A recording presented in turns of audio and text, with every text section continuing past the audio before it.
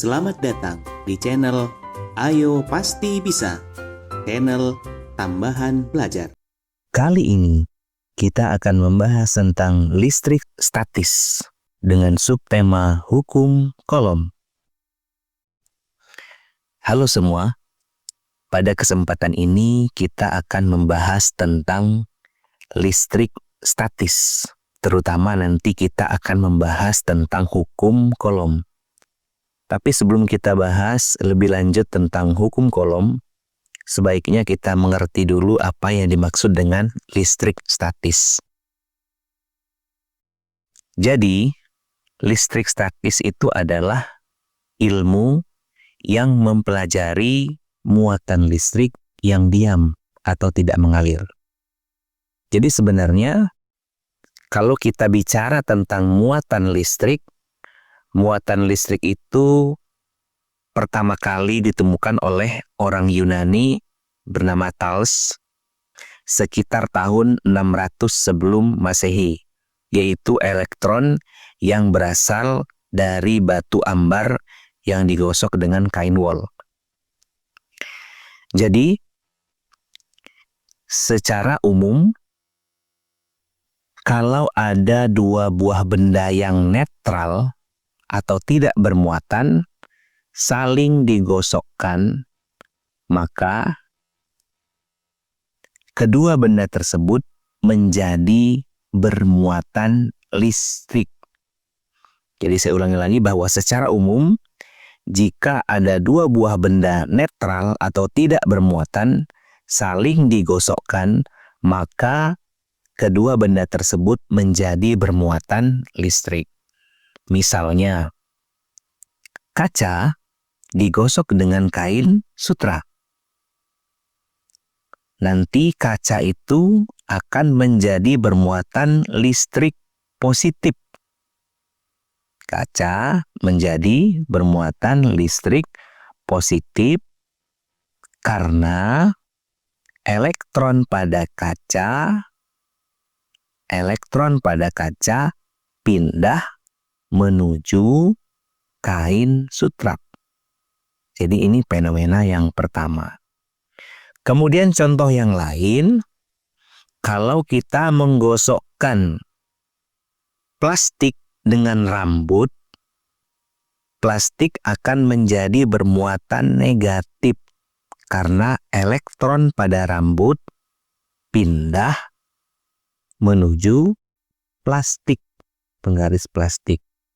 Sehingga kalau kita robek-robek kertas-kertas kecil, kemudian kita dekatkan plastik atau mistar yang sudah digosok dengan rambut, maka nanti kertasnya akan ditarik oleh mistar yang sudah digosok tadi.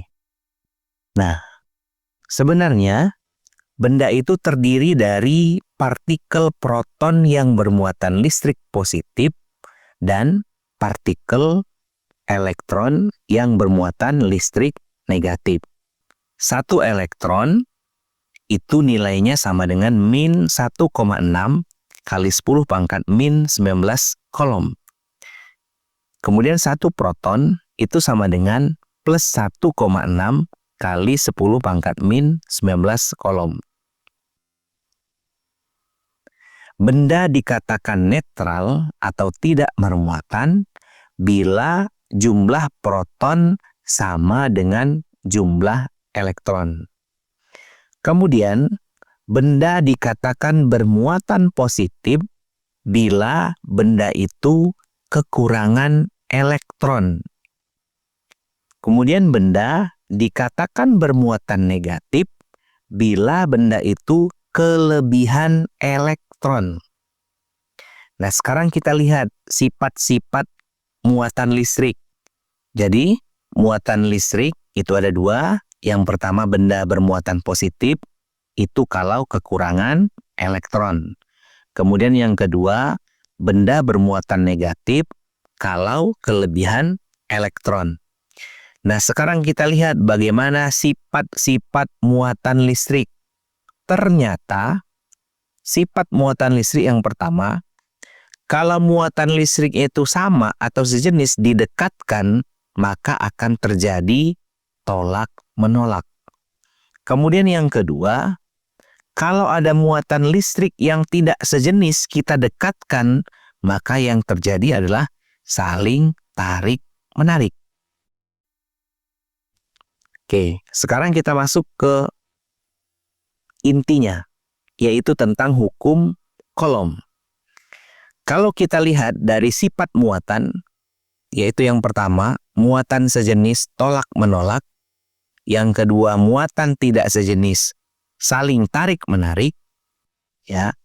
Jadi gaya tolak atau gaya tarik antara dua muatan listrik disebut sebagai gaya listrik atau sering disebut sebagai gaya Coulomb. Disebut gaya Coulomb karena penemunya adalah Coulomb sekitar tahun 1784. Kemudian berdasarkan hasil penelitian beliau ini ditemukan hukum Coulomb. Nah, bagaimana bunyi hukum Coulomb?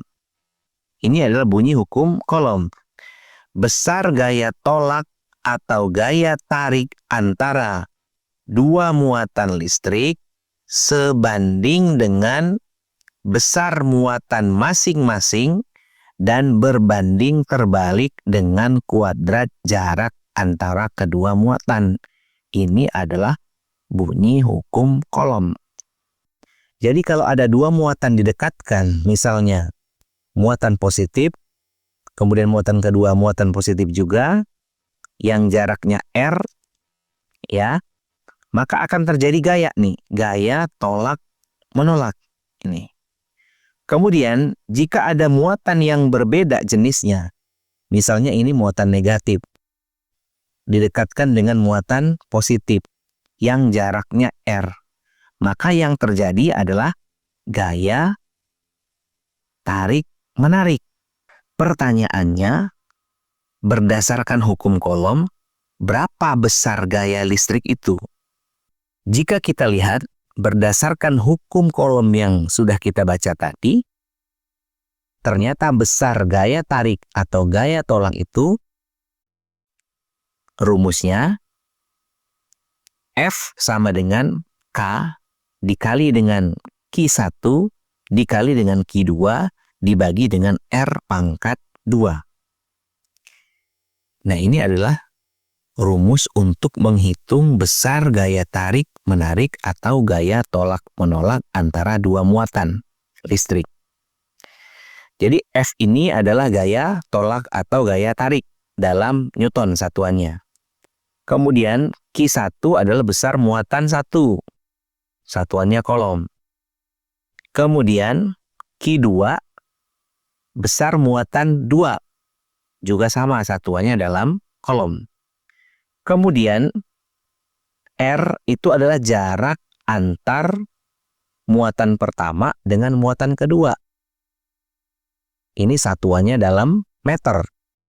Kemudian K ini adalah konstanta Coulomb dengan nilai 9 kali 10 pangkat 9 Newton meter pangkat 2 per C pangkat 2. Yang perlu diingat bahwa gaya Coulomb itu merupakan besaran vektor, sehingga penyelesaiannya mengikuti aturan vektor. Jadi untuk mengingat kembali tentang vektor, nanti silahkan tonton video sebelumnya yang linknya ada di atas. Ya, jadi kalau berdasarkan aturan vektor, kalau ada dua gaya listrik yang searah, segaris, maka tinggal kita jumlahkan. Kalau ada gaya listrik segaris berlawanan arah, maka tinggal kita kurangkan dan seterusnya.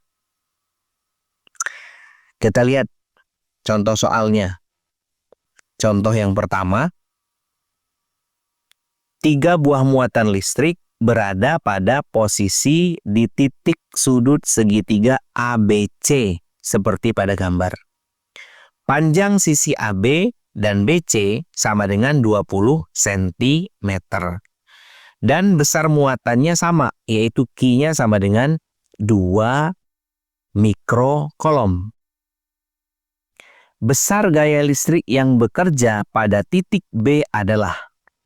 Jadi gambarnya ini ada muatan A, kemudian ini ada muatan listrik B, kemudian yang ini ada muatan listrik C. Ketiganya membentuk segitiga siku-siku dengan panjang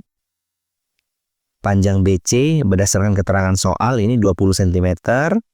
Kemudian BA atau AB ini juga sama 20 cm. Pertanyaannya adalah gaya listrik di titik B, berarti di sini. Gaya listrik di muatan yang berada di titik B. Sekarang kita analisis dulu. Kita lihat interaksi antara muatan B dan muatan C. Muatan B dan muatan C ini muatannya sama. Jadi kalau sama, sifatnya adalah saling tolak-menolak. Ya, maka nanti FBC itu arahnya ke kiri.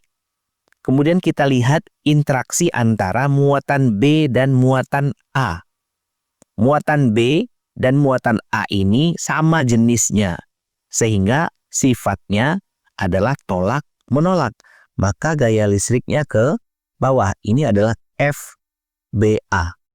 Sehingga kalau kita tulis kembali apa yang kita lihat dari soal ini, yang diketahui yaitu yang pertama, besar muatannya sama.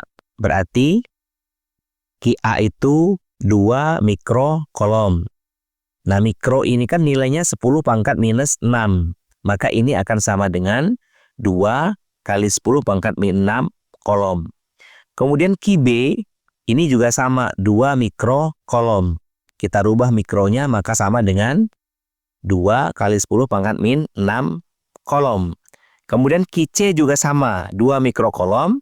Ini akan sama dengan 2 kali 10 pangkat min 6 kolom. Kemudian di soal panjang sisi AB sama dengan BC sama dengan 20 cm. Sehingga RBA berarti jarak antara muatan B dengan muatan A ini sama dengan 20 cm. Nah, satuannya adalah meter. Nih, jarak ini satuannya adalah meter. Maka kita rubah dari centimeter ke meter. Dari centimeter ke meter itu naik 2 tangga. Berarti dibagi 100 atau dikali 10 pangkat minus 2. Sehingga ini akan sama dengan 20 kali 10 pangkat minus 2 meter. Itu RBA. Kemudian RBC berarti jarak pisah antara muatan B dan C juga sama. Nilainya 20 cm. Sehingga kalau kita rubah itu sama dengan 20 dikali 10 pangkat minus 2 meter. Oleh karena Q dan R itu nilainya sama masing-masing, maka pasti gayanya juga sama. Sehingga FBC itu akan sama dengan FBA, kita misalkan sama dengan F. Nah, sekarang kita lihat ini, FBC dan FBA ini kan membentuk sudut 90 derajat. Maka untuk menyelesaikan FB-nya atau gaya di muatan B, kita bisa menggunakan rumus Pythagoras. Jadi, FB itu sama dengan akar FBC pangkat 2 ditambah dengan FBA pangkat 2. Kita masukkan FBC-nya adalah F dan FBA-nya adalah F. Maka ini akan sama dengan F pangkat 2 tambah F pangkat 2. Kalau dijumlah, ini akan sama dengan 2F pangkat 2. F-nya pangkat 2 diakarkan. Maka akan sama dengan F. Jadi ini akan sama dengan F akar 2. Kemudian kita hitung F-nya. Ini akan sama dengan K dikali Q dibagi dengan R pangkat 2 akar 2. Karena Q-nya sama. Kemudian kita masukkan nilainya. K itu adalah 9 kali 10 pangkat 9. Kemudian Q nilainya 2 kali 10 pangkat min 6. Q nilainya 2 kali 10 pangkat min 6. Dibagi R-nya 20 kali 10 pangkat min 2. Akar 2. Maka ini akan sama dengan ini. Jadi 9 kali 10 pangkat 9 untuk nilai K. Kemudian Q yang ini nilainya 2 kali 10 pangkat min 6 dikali Q yang ini nilainya 2 kali 10 pangkat min 6 akar 2 dibagi R-nya adalah ya 20 kali 10 pangkat min 2. Di sini pangkatnya, di sini 0, di sini min 2. Maka kalau 0 ini hilang, jadi 10 pangkat min 1. Jadi 2 kali 10 pangkat min 1 pangkat 2. Sekarang kita buka kurungnya, kita kumpulkan yang sama-sama angka di depan. Jadi ini akan sama dengan 9 kali 2 kali 2 kali 10 pangkat 9 kali 10 pangkat min 6 kali 10 pangkat min 6 akar 2 dibagi 4 kali 10 pangkat min 2. Ya, jadi nggak usah langsung dihitung supaya nanti bisa kita coret-coret yang angkanya sama. Nah, di sini ada angka 4. Di sini ada angka 2 kali 2, kan hasilnya 4. Berarti 4-nya kita coret nih dengan yang di atas. Ya, jadi 4 kita coret dengan 2 kali 2. Sehingga ini akan sama dengan 9 dikali 10 pangkat. Nih, kalau pangkat dikalikan kan tinggal dijumlahkan nih pangkatnya nih. Tapi mengikuti tanda pangkatnya. Maka ini akan sama dengan 9 dikali 10 pangkat 9 kurang 6. Kemudian kurang 6 ditambah. Ini ada 10 pangkat minus 2 nih. 10 pangkat minus 2 itu kalau pindah ke atas pangkatnya jadi positif. Maka di sini ditambah 2 akar 2. Sehingga ini akan sama dengan, nah kita lihat ini 9 positif, ini 2 juga positif, berarti 9 tambah 2 11. Kemudian ini negatif, min 6, min 12, berarti 11 min 12. Maka 10 pangkat min 1, sehingga 9 kali 10 pangkat min 1 akar 2. Nah, sekarang kita lihat nih 10 pangkat min 1. 10 pangkat min 1 itu maksudnya adalah satu angka di belakang koma, ini angka yang terakhir. Sehingga ini akan sama dengan 0,9 akar 2 Newton.